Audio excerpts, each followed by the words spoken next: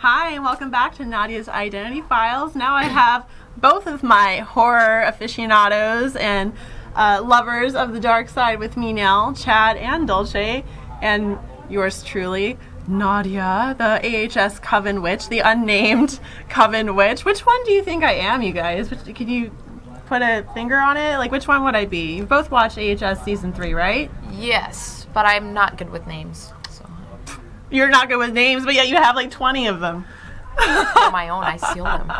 Ooh. I don't watch whatever. But I do. I have seen Children of the Corn, and you look like the kid in that. That's awesome. With the hair. Mm-hmm.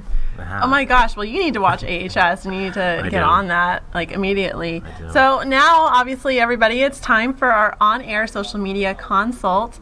I don't know if either you or you have had a chance to watch. I'm holding my dead flower because why not? I feel like it's my wand. It'll be my social media marketing wand right now, y'all. So essentially what I do is my guests, they have an opportunity to have an on-air consult with me based upon my narrative identity strategy. So social media strategy based upon our narrative identities. We hear a lot about the word brand and branding, which is a hot button word now in marketing. However, for me, while I still use that terminology because of course it's terminology that people understand and connect to, for me it's kind of void of authenticity. And in order to grow ourselves online, personally and professionally, and garner a reach, we have to be able to build relationships, and we can't build relationships with people without maintaining our authenticity and understanding what our authentic selves are, especially within respect to what we're trying to do, right? So you'll see exactly how I work in just a second. I do a raffle. One of you guys is going to have an opportunity to do it. I don't know. I'm just feeling like extra like feisty today because it's Halloween week and I love Halloween and there's a Halloween store across the street and yeah, with sexy women costumes. Sexy women costumes. Oh my god. That's what I want. Oh my god, sexy. Where? I knew you were gonna get it. I just knew it. You win. What? Okay. Whoa. Okay. Great. So basically what I do is first when I start off, I want to figure out two stories. Your what story and your why story. So I have my clients write out their 5-word memoir. Are you familiar with the 5-word memoir? No. It's actually a really common, it was a project that was developed in the literary community, I believe in New York. I can't remember off the top of my head the specific names of the individuals that started that movement. But it was a way to really quickly encapsulate our memoirs, our full stories in just 5 words. So those 5 words, they don't necessarily have to string together in a coherent fashion. They can just be words that you feel kind of serve as markers for who you are. And when you're doing that, think about it in terms of your art and your writing and what you're trying to achieve, what you're trying to accomplish. That's your 5-word what story. I'll just literally have you write it down because I think that's easier than just kind of like figuring it out in your head, at least for me. Like I love writing stuff down. So after you do that, do your 5-word why story. Why are you doing what you're doing? And there's another story that I want to add into the mix. I'm figuring this out as I go. I mean, I've been doing this for a while, but I think whenever we're doing an art, and for me, marketing and social media strategy really is an art because I take it very seriously. I want to inspire and empower my clients and the people I'm working with and make sure they can do the same with those they're trying to reach.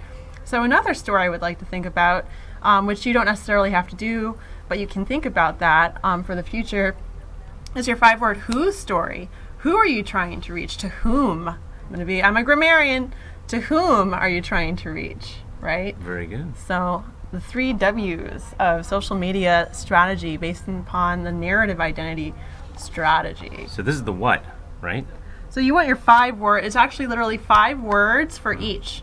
So I have your 5-word story for your what, a 5-word story for your why, and your 5-word story for your whom. And after we look at that, we look at the intersection between the 3, we start to think about how to build out that narrative brand, right? That online, that narrative identity. And then from there, we figure out what social media channels can we use to kind of position you in a place to enhance and display what we're developing for you, right? Okay.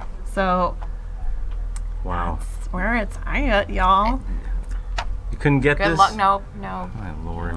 Hard work on you. And you know what? A lot of us get caught up in thinking, oh my gosh, like oh, what's the right one? Like, I have so many. Literally just the first Yeah. 5 words that pop in your head for who you are and why you're doing what you're doing. And all, you know, we don't have to do the who right now. You Right. can think about that in the back of your mind because we're running out of time. Right. But we tend to get, and I know I do, very caught up in like the right or wrong way, and I think that is to some degree a result of societal imposition.